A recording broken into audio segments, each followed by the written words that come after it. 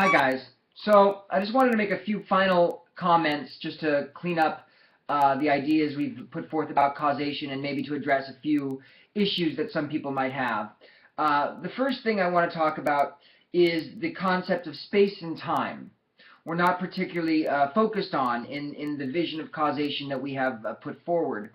And this is deliberate. I think one thing the integrated information theory does as a theory of consciousness and causation is allow finally for the emergence of a total abstraction about systems and about causation that in a sense does occur in a conceptual framework outside of direct space and time. It plays a role in its articulation in the world, in the way that consciousness actually exists in the world, in the way that causation exists in the world. But what it is just pure abstraction.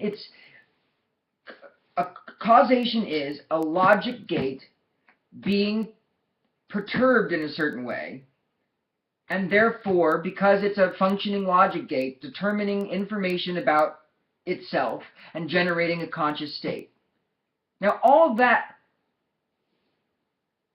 is outside of any spatio-temporal order. But it also can be within the spatio-temporal order. It's what's going on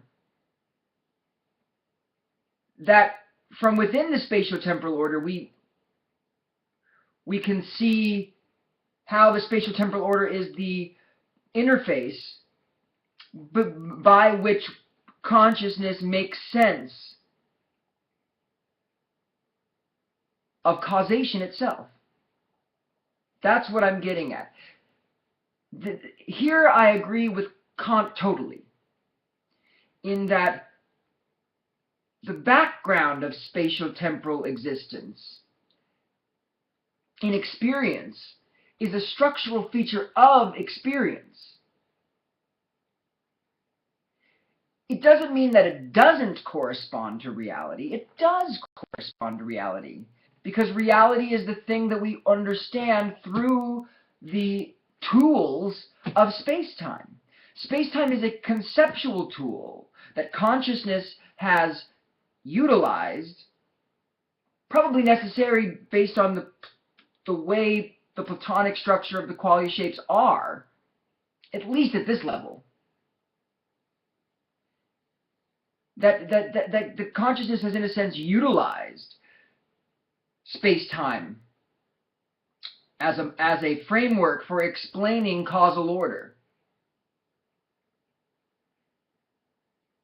Nonetheless, doesn't mean that we can't step outside it, both as a physics theory, which is what physics is doing now. When again, the ideas like the holographic principle, digital physics, I keep talking about, but these things imply that space-time emerges from something more fundamental, and something that isn't spatial and isn't temporal.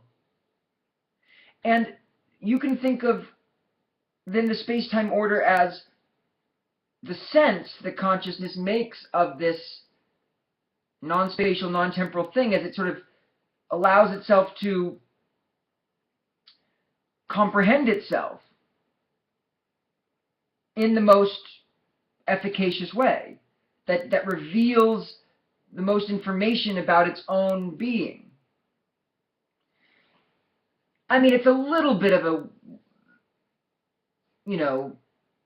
loopy idea, I suppose, but not really. Not if you take it seriously and don't get all fudged up with too many New Age metaphors about it. Take it quite literally, everything is actually happening in an abstract Platonic world where there are just the mechanisms and perturbations.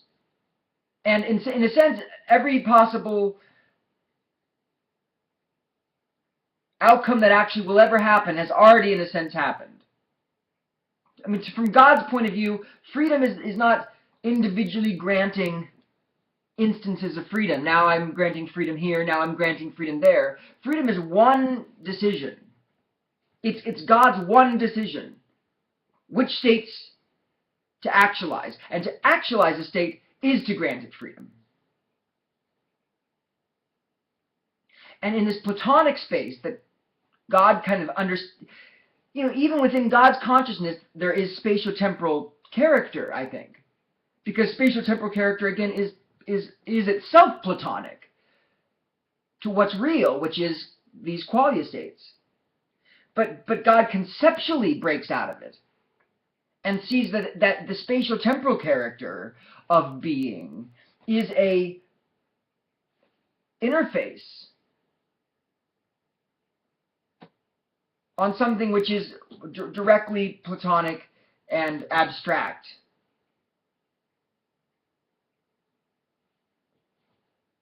Causation, then, in our daily lives, when we talk about the billiard balls and we talk about, just seeing causation all around us, consciousness has the ability to look at isolated forms that are present in its own existence and trust that those forms are, through an evolution of mechanisms that we can't even imagine, somehow actually reflecting the causal order of other conscious states that we are not aware of. It's like around us is a dance of consciousness of an incredible kind, and our minds have filtered the data string to provide the story that it currently is experiencing. And the story's not wrong. It's not a lie.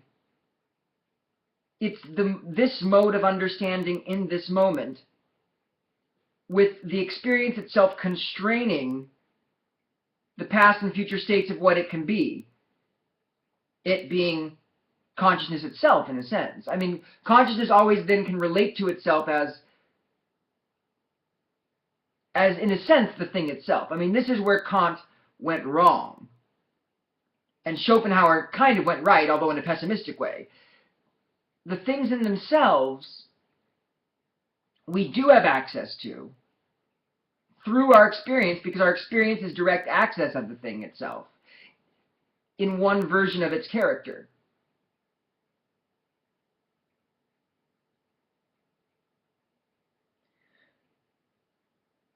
From God's point of view, though, it's important to note that the causal order, the freedom, is a kind of, not only is it the choice free for God in one choice to grant the freedom, that whatever freedom he grants, but also he experiences the outcomes of the freedom as a single choice. I mean, all freedom kind of chose one thing to God. And he can zoom in, and this is the thing, the concept of space-time, I think, is that you can zoom in to isolate causal determinacies between systems. And in a sense, by isolating, you actually are determining it. I mean, the isolation is, in a sense, generating a specific causal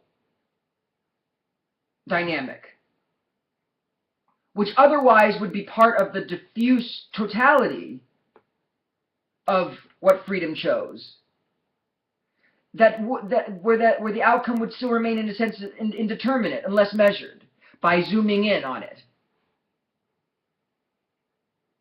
And again, we can use examples of like quantum mechanics as maybe the way we see this dynamic play out in our own minds. We can, before we actually measure where a particle is in a particular atom, that there's a sense in which that atom, insofar it is even a real thing, there's a sense in which that atom really doesn't have an outcome determined. Right? I mean, this is the classic thing. But that's true on every level for God, including our own lives and our own experience. We're like quantum superpositions until measured, until it zooms in, and the zooming in to our experience just is, the measurement of it, and making a kind of more specific causal sense of what happened in a very specific way